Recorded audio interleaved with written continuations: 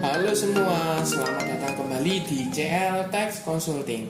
Oke, pada kesempatan kali ini saya akan membahas untuk update ya peraturan pemerintah nomor 44 tahun 2022 ya, terkhusus untuk beberapa pasal ya. Beberapa pasal, jadi nanti saya breakdown per pasal ya. Dalam video kali ini saya akan membahas untuk pemakaian sendiri BKP atau JKP. Pemakaian sendiri ini ada dua ya, pemakaian benar-benar untuk sendiri atau pemberian cuma-cuma. Bagaimana penerapannya, apa yang dirubah dari PP 44 tahun 2022 ya. Buat teman-teman yang belum mengetahui, pastikan teman-teman tonton video ini sampai selesai agar teman-teman bisa paham dan tidak salah dalam penerapannya. Ya, seperti itu. Jadi pastikan teman-teman tonton video ini sampai selesai. Buat kawan-kawan yang baru mampir ke channel YouTube saya ucapkan selamat datang, selamat menonton. Semoga melalui video-video yang kami buat bisa bermanfaat buat kawan-kawan semua untuk membantu ya, memberikan informasi, mengedukasi ya teman-teman untuk peraturan-peraturan atau update perpajakan terbaru ya, sehingga teman-teman tidak salah langkah, tidak salah dalam menerapkan. Oke, tanpa berpanjang lebar ya, kita langsung masuk ke PP nomor 44 tahun 2022 ya, terkhusus untuk pasal 6. Kenapa? Kalau sebelumnya saya sudah buatkan pasal 4 ya, prinsip tanggung renteng, sekarang ke pasal 6-nya yaitu pemakaian sendiri BKP atau JKP. BKP adalah barang kena pajak atau JKP, jasa kena pajak. Seperti yang teman-teman ketahui ya, ini bukan peraturan, sebenarnya bukan peraturan baru. Kenapa?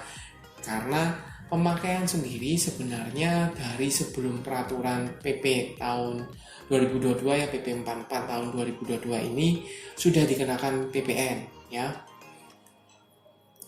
Teman-teman tahu ya, buat misalnya dengan DPP nilai lain atau HPP kan, itu pakainya 040 seperti itu ya. Jadi sebenarnya bukan peraturan yang baru, tetapi di sini dijelaskan karena ada perkembangan ya, sehingga peraturannya lebih disesuaikan dengan kondisi sekarang. Nah, apa sih yang dirubah? Teman-teman lihat dulu di sini aturan sebelumnya ya.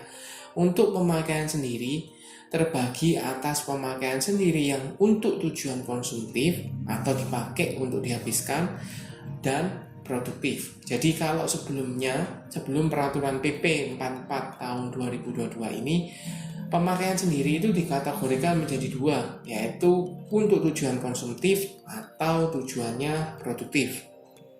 Ya.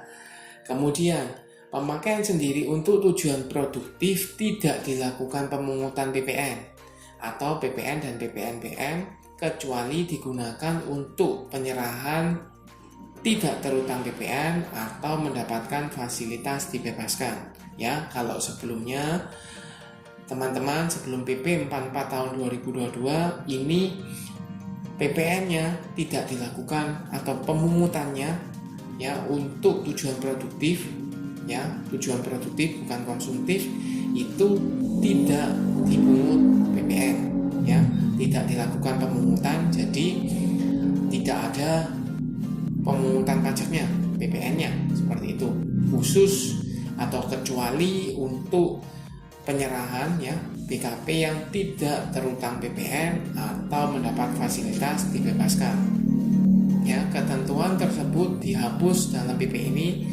untuk melaksanakan amar dari putusan MA nomor 64 P _HUM _2013 yang mencabut pasal 5 ayat 2 ayat 3 ayat 4 PP 1 tahun 2012. Nah, apa sih yang dirubah? Tadi kan sudah dijelaskan kalau tujuannya ini ada dua ya, pemakaian sendiri, bisa konsumtif, bisa produktif ya. Kemudian untuk produktifnya tidak dipungut PPN kecuali kalau BKP atau JKP-nya itu tidak atau mendapat fasilitas ya, dibebaskan atau tidak dipungut ya, seperti itu.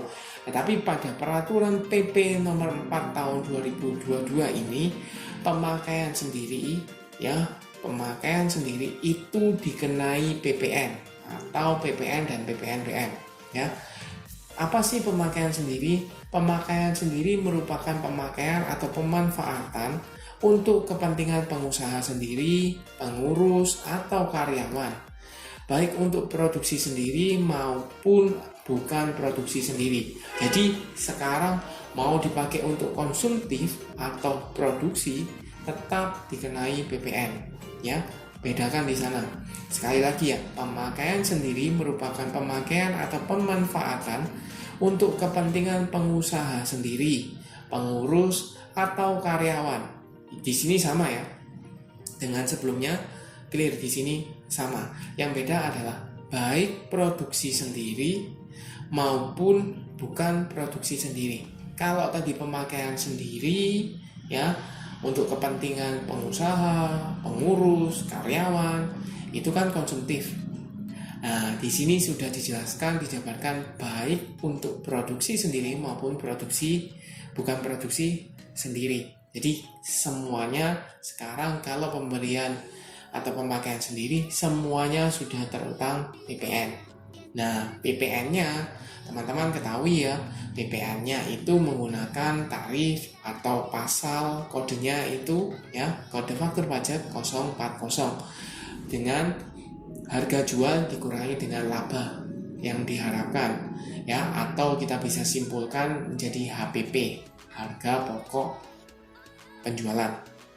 Nah, sekarang masih menunggu apa? PMK-nya, karena PMK ini akan mengatur batasan dan tata cara pengenaan PPN atau PPN dan PPNBM atas pemakaian sendiri. Jadi masih tunggu digodok ya PMK-nya seperti itu.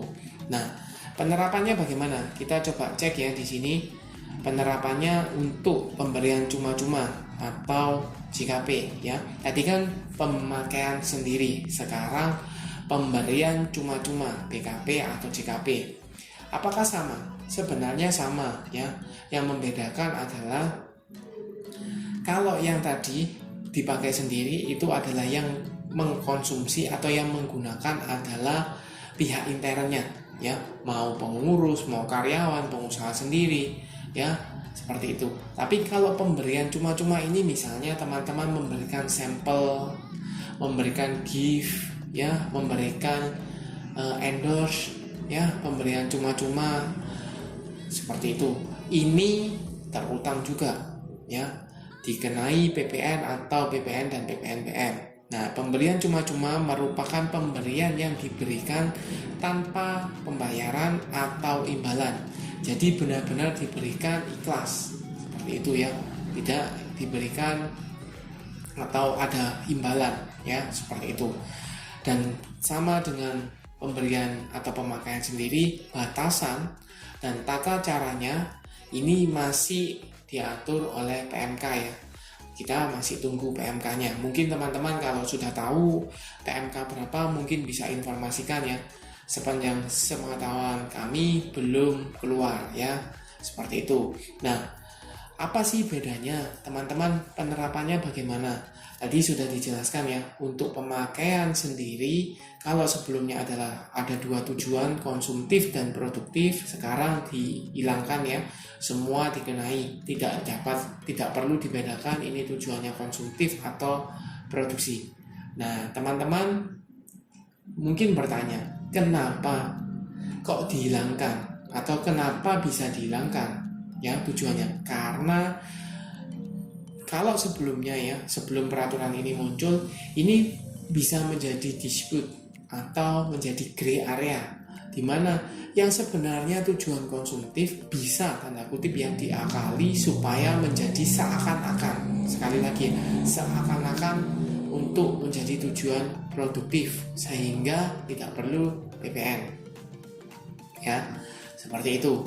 Dan untuk menanggulangi itu maka peraturannya dirubah, jadi tidak ada tujuan konsumtif maupun produktif, semua kena ya, seperti itu. Jadi clear di sini. Kemudian untuk faktur pajaknya, sekedar informasi ya, faktur pajaknya ini menggunakan kode 040 ya. Kenapa 040? Karena menggunakan DPP nilai lain. DPP nilai lain di sini adalah nilai penggantian ya. Nilai penggantiannya di sini atau ya nilai DPP lain atau nilai penggantiannya ini dari mana? Nilai penggantian atau DPP-nya ini dari harga jualnya kita dikurangi dengan laba, ya, atau kita bisa asumsikan ya sebagai harga pokoknya, seperti itu. Jadi cukup clear ya. Semoga melalui video ini teman-teman bisa lebih memahami ya bahwa ada perbedaan sebelum ada PP 44 tahun 2022 dengan setelahnya ya, seperti itu. Apakah berbeda? Jelas tadi sudah dijelaskan. Oke, sekian untuk video kali ini. Terima kasih sudah menonton sampai akhir. Jangan lupa like, share, dan subscribe channel YouTube saya, dan nantikan video analisa atau video informasi edukasi perpajakan lainnya.